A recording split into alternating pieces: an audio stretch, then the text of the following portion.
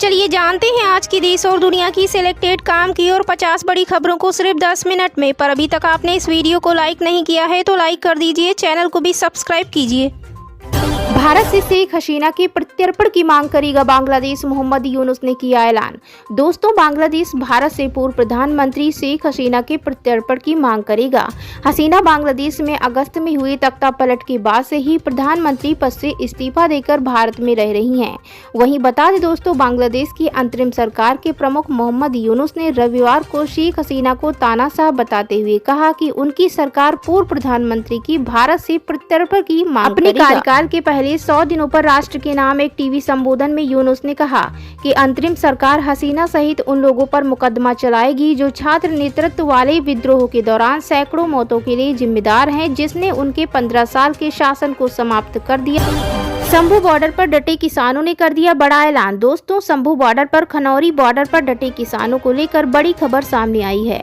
किसान जद्देपंथियों ने दिल्ली कूच का ऐलान कर दिया है। पिछले 9 महीने से पंजाब और हरियाणा बॉर्डर पर अपनी मांगों को लेकर संघर्ष कर रहे किसान मजदूर मोर्चा और संयुक्त किसान मोर्चा ने आंदोलन तेज करने का फैसला किया। किसान नेताओं सरवन सिंह पंढेर और जगजीत सिंह डल्लीवाल ने चेतावनी देते हुए कहा वह 26 नवंबर को भूख हड़ताल पर बैठेंगे। जिस दिन खनौरी बॉर्डर पर भूख हड़ताल पर बैठेंगे उस दिन से सरकार को 10 दिन का समय दिया जाएगा।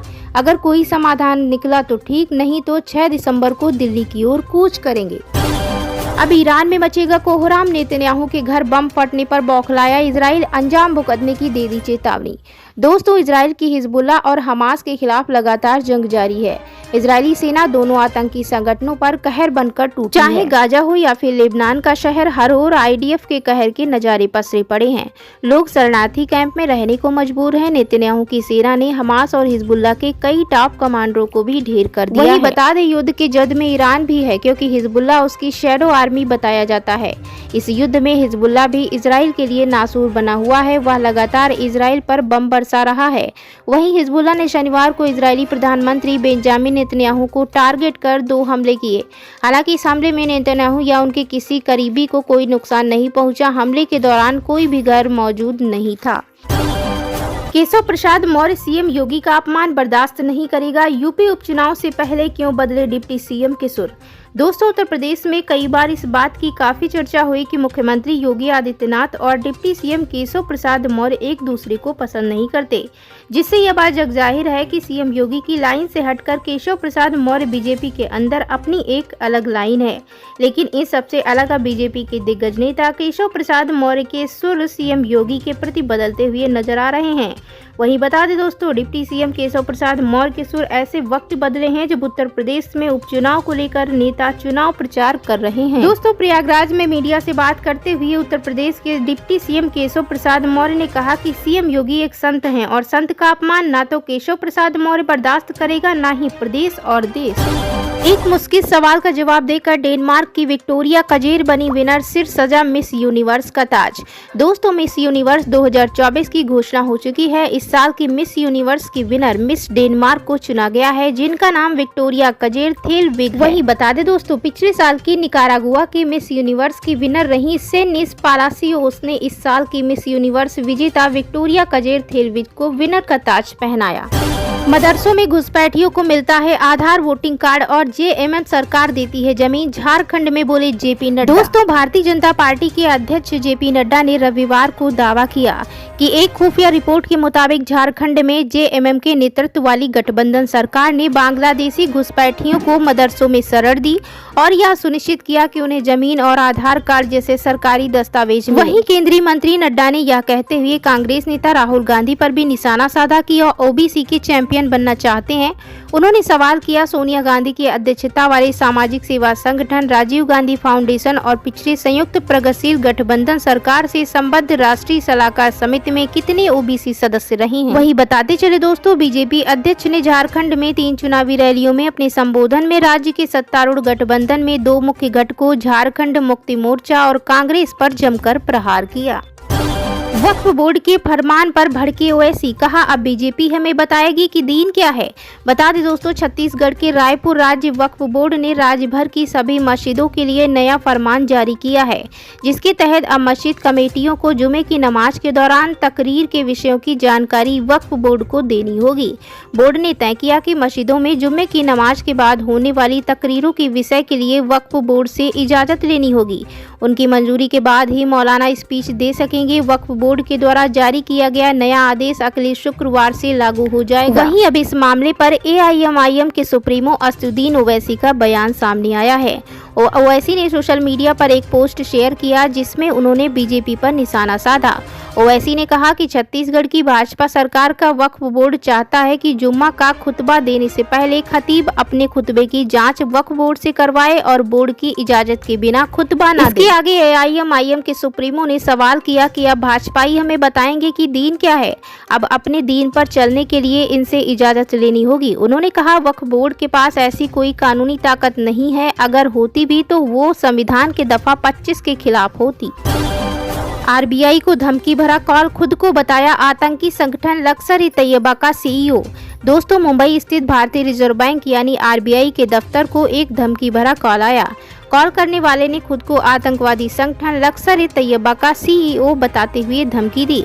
प्राथमिक जानकारी के मुताबिक यह कॉल शनिवार सुबह 11 बजे आई और इसके बाद आरोपी ने गाना गाना शुरू कर दिया। कॉल आने के बाद आरबीआई अधिकारियों ने तुरंत मुंबई पुलिस को सूचित किया। पुलिस ने रामाबाई पुलिस स्टेशन में मामला दर्ज कर लिया।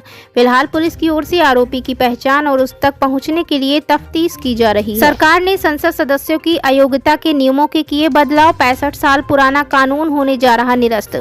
दोस्तों, भारतीय सरकार 65 साल पुराने एक कानून को निरस्त करने जा रही, जो लाभ के पद धारण करने पर संसद सदस्यों की अयोग्यता को नियंत्रित करता है। वर्तमान आवश्यकताओं के अनुरूप एक नया विधेयक निर्माणाधीन है। वहीं बता दें कि केंद्रीय विधि मंत्रालय की विधायी विभाग ने 16वीं लोकसभा के दौरान कलराज मिश्रा के नेतृत्व में लाभ के कार्यालयों पर संयुक्त समिति की सिफारिशों के आधार पर संसद अयोग्यता निवारण विधेयक 2024 का मसौदा पेश किया है। विचलित करने वाले हालात, मणिपुर हिंसा पर बोले राहुल गांधी, पीएम मोदी से की राज्य का दौरा करने की अपील। दोस्तों, लोकसभा विपक्ष के नेता राहुल गांधी ने मणिपुर में हाल में हुई हिंसक झड़पों और जारी हिंसा को बेहद परेशान करने वाला करार दिया और प्रधानमंत्री नरेंद्र मोदी से राज्य का दौरा कर क्षेत्र में शांति बहाल करने की दिशा में काम करने का आग्रह किया। राहुल गांधी ने सोशल मीडिया पर लिखा कि मणिपुर में हाल में हुई हिंसक झड़पों और लगातार हो रही हिंसा ने गहरी चिंता पैदा कर दी है। उन्होंने कहा, मणिपुर में हाल ही में हुई हिंसक झड़पों और लगातार हो रहे रक्तपात ने देश को झकझोर कर रख दिया है। एक साल से अधिक समय तक विभाजन और पीड़ा के बाद हर भारतीय की उम्मीद थी कि केंद्र और राज्य सरकारें सुलह के लिए हर संभव प्रयास करेंगी और कोई समाधान निकालेंगी। राहुल गांधी ने कहा, मैं प्रधानमंत्री से एक बार फिर मणिपुर का दौरा करने और क्षेत्र में शांति एवं सौहार्द बहाल करने की दिशा में काम करने का आग्रह करता हूं। पिछले वर्ष मई से मणिपुर में मेती और कुकी समुदायों के बीच हिंसा में 200 से अधिक लोगों की जान जा चुकी है। बोली हत्यारों को 6 माह में हो सजा, बहनें आईएएस बनी, मैं उठाऊंगा पढ़ाई का खर्च।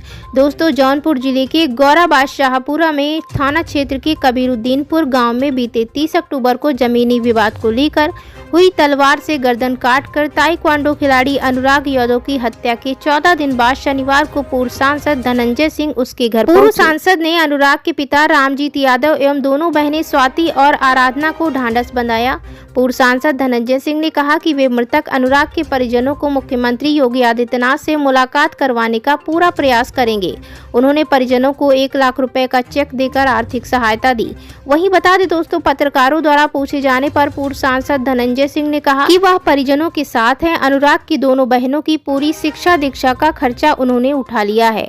बहुत जल्द ही वह उत्तर प्रदेश के मुख्यमंत्री योगी आदित्यनाथ से परिजनों की मुलाकात कराएंगे।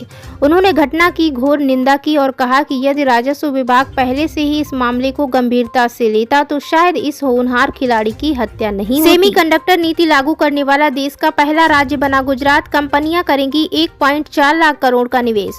दोस्तों, गुजरात सेमीकंडक्टर नीति लागू करने वाला भारत का पहला राज्य बन गया है। गुजरात सरकार ने देश की पहली गुजरात सेमीकंडक्टर नीति 2022-27 की शुरुआत की है।